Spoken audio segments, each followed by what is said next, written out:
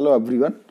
आज आपके सामने विलियम वर्ड्सवर्थ की पोएम द प्रिल्यूड्स से बनने वाले इंपॉर्टेंट क्वेश्चंस पर हम लोग बात करेंगे कि इस पोएम से रिलेटेड क्वेश्चंस आपके टीजीटी, पीजीटी या नेट एग्जामिनेशंस में और कई सारी जो भी एग्जामिनेशंस होती हैं रिक्रूटमेंट की उसमें आते हैं। तो शुरू करते हैं। आज हम लोग हैं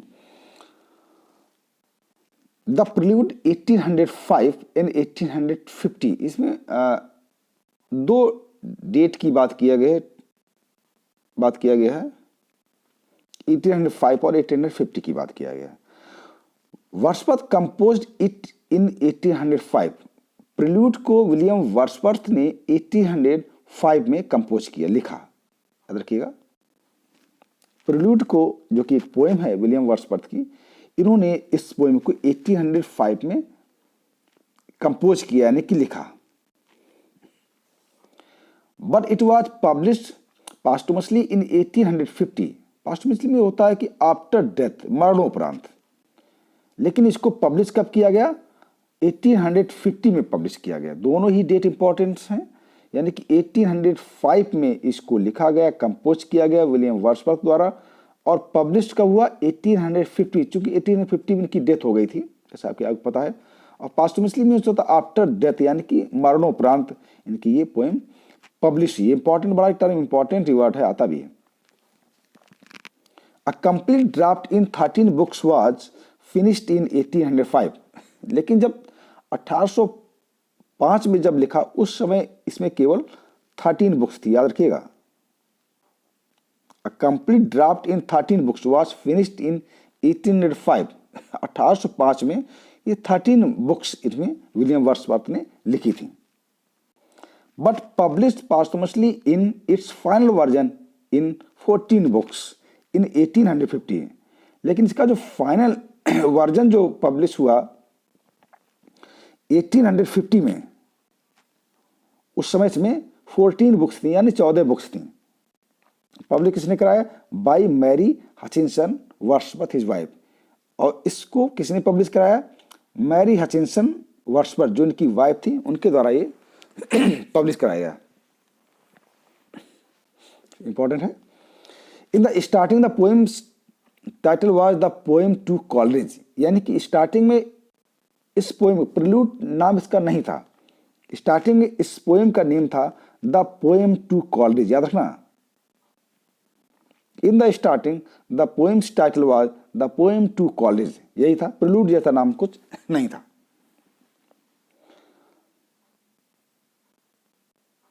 poem is written in blank verse. ये ब्लैंक वर्स फॉर्म में लिखी गई पोएम है। किसमें लिखी गई? Blank verse. इंपॉर्टेंट है, ब्लैंक वर्स फॉर्म में लिखी। क्वेश्चन आता है। It is an autobiographical poem. ये ऑटोबायोग्राफिकल पोएम की है। याद रखिएगा, ऑटोबायोग्राफी में आत्मकथा होता है। Present title prelude is suggested by Mary Hutchinson Wordsworth. अगर हम आज की बात करें, जो प्रेजेंट टाइटल, जैसा कि बताया कि स्टार्टिंग में इसका, इस पोएम का टाइटल क्या था? The poems to college, poem to college. लेकिन the present title the prelude is suggested by Mary Hutchinson Wordsworth. लेकिन prelude title Mary Hutchinson Wordsworth, जो उनकी वाइफ थी, उन्होंने सजेस्ट किया कि इस पोएम्स का नेम हमें प्रिल्यूड रखना चाहिए। तो प्रिल्यूड जो टाइटल मैरी हचिंसन वर्ड्सवर्थ, जो उनकी वाइफ थी वर्ड्सवर्थ को, उन्होंने सजेस्ट किया था, तो उन्होंने इसका नाम रख दिया प्रिल्यूड। उसी नेम से फेमस है। Another title of the poem the growth of poets mind. इसका एक दूसरा टाइटल भी है प्रिल्यूड का, याद रखिएगा, growth of a poets mind. यानी प्रिल्यूड पोएम का एक दूसरा टाइटल भी है, यानी उसका नेम क्या है? The growth of a poets mind. Important है, इस नेम से भी इस पोएम को जाना जाता है। It deals with the infancy. और चूंकि इसमें 14 बुक्स हैं, उसमें अलग अलग प्लेसेस को, उनकी जहां पर वो रहे हैं, उनका जिक्र किया गया है। 14 बुक्स आपको गूगल में सर्च करेंगे या किसी बुक्स में देखें, आपको मिल जाए सभी। It deals with the infancy, यानी यहां पर इस पोएम में उन्होंने अपनी इन्फेंसी एज को इनमें दिखाया है। स्कूल डेज का जिक्र किया है। यूनिवर्सिटी डेज एट कैम्ब्रिज में जब रहे, इसका जिक्र किया गया है। Residence period in London, London में रहे उस टाइम को इन्होंने अपनी पोएम में लिखा है, विजिट टू फ्रांस, क्योंकि फ्रांस गए थे तो फ्रांस में क्या क्या देखा, क्या इन्फ्लुएंस है, उसको अपने इस पोएम में लिखा है। Interest towards the French revolution, French revolution का जो के प्रति जो इनका लगाव था, लगाव का उस पर जो इनका इंटरेस्ट था, उससे इन्फ्लुएंस थे, उसका भी इस पोएम में जिक्र किया गया है। Influence of Dorothy and college, और डोरोथी जो थी इनकी विलियम वर्ड्सवर्थ की सिस्टर थी, इनका इन्फ्लुएंस, और कॉलेज जो एस टी कॉलेज जिन्होंने मिलकर लिखकर बैरल लिखी थी, जहाँ पर इनकी 4 पोइम्स थी, इनका इन्फ्लुएंस दोनों लोगों को क्या रहा, इसका भी इन्होंने उस पर मतलब जिक्र किया है। ये सभी इंपॉर्टेंट पॉइंट्स हैं, समझ लीजिए, कुछ आप छोड़ नहीं सकते, इससे क्वेश्चन आपको मिल जाएंगे। अब हम बात करें, the poem prelude was intended to be introductory. देखिए, दरअसल जो पोएम प्रिल्यूड लिखी थी, ये इंट्रोडक्शन था, इंट्रोडक्टरी यानी इंट्रोडक्शन था किसका, द रिक्लूस का। और रिक्लूस क्या था, रिक्लूस एक समझ लीजिए एक बहुत बड़ा एक पोएम था, उसमें कई पार्ट, 3 पार्ट रखने, इसको आगे अभी बता ही देते आपको हम। And that the recluse if completed, इन्होंने कहा यदि रिक्लूस कंप्लीट हो गई, would have consisted of 3 parts. इन्होंने एक दरअसल एक प्लानिंग की कि मुझे एक पोएम रिक्लूस लिखनी है, और उसमें कितने पार्ट्स होंगे, 3 पार्ट्स होंगे। कितने पार्ट्स होंगे, 3 पार्ट्स होंगे। Of this the second part alone the excursion, जैसा कि एक्सकर्शन पोएम्स आपको मैं पढ़ाऊंगा और उसके इंपॉर्टेंट पॉइंट्स को हम लोग डिस्कस करेंगे। इन 3 पार्ट्स में जो सेकेंड पार्ट जो था, द एक्सकर्शन वाज फिनिश्ड, केवल एक्सकर्शन ही लिख पाए, सेकेंड पार्ट ये केवल लिख पाए, एक्सकर्शन वाज फिनिश्ड। ठीक है, यानी 3 पार्ट्स रखना था, उसका जो इंट्रोडक्टरी पार्ट क्या था, प्रिल्यूड था, और 3 पार्ट्स और लिखने थे, और 3 पार्ट केवल एक्सकर्शन ही लिख पाए। आगे मैं बताऊंगा आपको। The home at Grasmere which is the first book of the recluse was not published till 1888। जिस तरीके से एक्सकर्शन ये फर्स्ट पार्ट था, सॉरी सेकेंड पार्ट था, ठीक है, और जो उसका जो फर्स्ट पार्ट था उसकी केवल एक ही बुक लिख पाए, कौन सी, the home at Grasmere. The third was only plan, और थर्ड तो केवल प्लानिंग भी बना रहा, कुछ लिख ही नहीं पाया। ठीक है, ये आपको अब आगे इसका डिटेल अभी मैं तुरंत आपको आगे वाली पीपीटी में बताने वाला हूं, इसकी कहानी क्या थी। देखिए,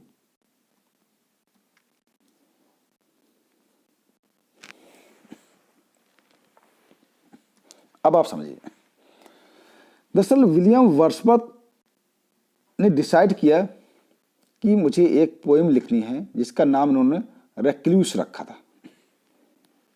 ठीक है, ये इनका एक प्लानिंग थी कि मुझे एक रेक्लूस वर्क लिखना, और ये इतना बड़ा वर्क लिखने वाले थे, यानी कि वो पैराडाइज लॉस्ट से भी बड़ा, ऐसा कुछ मैंने पढ़ा है कि उसमें उन्होंने कहा था कि इतना इंपॉर्टेंट पोएम लिखें वो, यानी कि पैराडाइज लॉस्ट से भी बड़ी हो। तो उसका टाइटल उन्होंने क्या लिखा, रेक्लूस, कि मुझे एक पोएम रेक्लूस लिखनी है, और उस रेक्लूस पोएम में 3 पार्ट्स होंगे।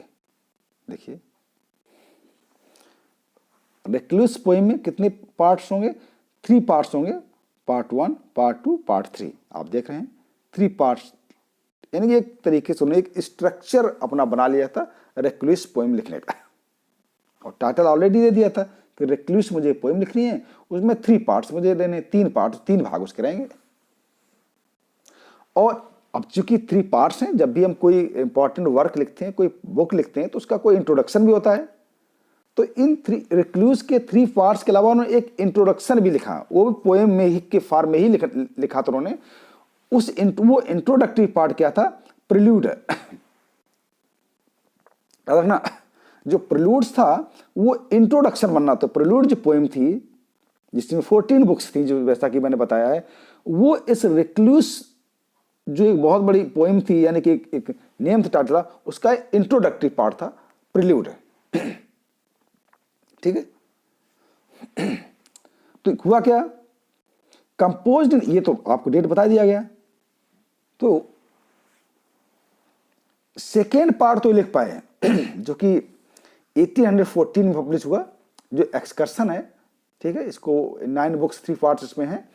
तो ये तो लिख पाए, ये भी बल्कि ये भी इनकम्प्लीट ही है, पूरा नहीं लिख पाए थे, लेकिन 9 बुक्स 3 पार्ट्स इसमें हैं, जो आगे बताऊंगा मैं आपको। तो सेकेंड पार्ट तो लिख पाए इन 3 पार्ट्स में। थर्ड तो कुछ कर ही नहीं पाए, केवल प्लानिंग भी बना रहा, कुछ भी नहीं लिखा, एक भी बुक नहीं लिख पाए। लेकिन जो फर्स्ट पार्ट था, आप अगर देखेंगे तो इसकी केवल एक, इसका टाइटल तो कुछ नहीं दे, सेकेंड पार्ट का इन्होंने एक्सकर्सन लिखा है, इसमें 9 बुक्स 3 पार्ट्स हैं, आप देखेंगे मिल जाएगा आपको। लेकिन जो फर्स्ट पार्ट था, इसमें केवल उन्होंने एक बुक लिखी, जिसका नाम क्या था, द होम एट ग्रासमियर। और देखिए पब्लिश कब हुई, ये 1888 में पब्लिश हुई, समझ लीजिए, लगभग लंबा समय, यानी कि 1850 में इनकी डेथ हो गई, है ना, और ये 1888 में इन्होंने इसको ये यानी कि पब्लिश हुई।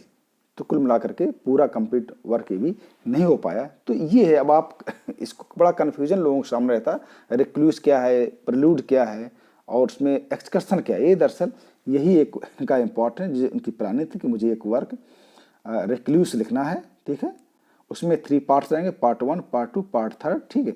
उसमें कि उसका इन तीनों पार्ट, यानी रिक्लूस का जो इंट्रोडक्शन किसके द्वारा कराया जाना था, प्रिलूड, उसका एक इंट्रोडक्शन बना था, यानी इंट्रोडक्टरी पार्ट के रूप में प्रिलूड पोएम को इनको रखना था। और 3 पार्ट्स थे, उसमें केवल इनका जो सेकेंड पार्ट था, पार्ट सेकेंड, वही पब्लिश हुआ 1814 में, ठीक है।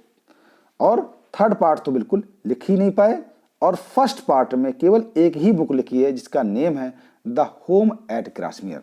ये है इसकी पूरी कहानी रिक्लूस की, यानी कि एक तरह रिक्लूस जो है इनकम्प्लीट वर्क ही रहा, पूरा नहीं हो पाया। इसको हम लोग अलग अलग नहीं देख सकते हैं तीनों, यानी कि जो भी है एक्सकर्सन और प्रिलूड को। ये इसका एक स्ट्रक्चर था रिक्लूस का। अब आपको, मुझे लगता है, पूरी तरीके से चीज़ें समझ में आ गई होंगी, ठीक है। यही था, मान लीजिए कोई बुक है रिक्लूस थी, पहले उसका इंट्रोडक्शन रहता प्रिलूड के रूप में, फिर पार्ट 1, पार्ट 2, पार्ट 3, बिल्कुल समझ में आ गया होगा मुझे लगता है। अब इससे ज़्यादा आपको हम नहीं समझा सकते हैं। Thank you very much. इसको आप देखेंगे तो आपका कन्फ्यूजन दूर हो जाएगा। और अब इसमें इंडिविजुअल जो भी हो, अलग से मैं और आपको एक वीडियो अपलोड करेंगे, उसमें आप देख सकते हैं। इसको आप अच्छे देखेंगे तो टीजीटी, पीजीटी, कई सारे एग्जामिनेशन में आप इसको कर पाएंगे। तो इसको आप तब तक देखिए, नेक्स्ट वीडियो का आप वेट करिए। और टीजीटी, पीजीटी में दावा करता हूँ इसी से क्वेश्चन मिल जाएगा आपको, नेट में भी मिल जाएगा, लेकिन नेट में कभी कभी इससे और यूजीसी नेट में और डीप चले जाते हैं, लेकिन इससे भी क्वेश्चन मिलेंगे आपको उसमें भी। Thank you very much.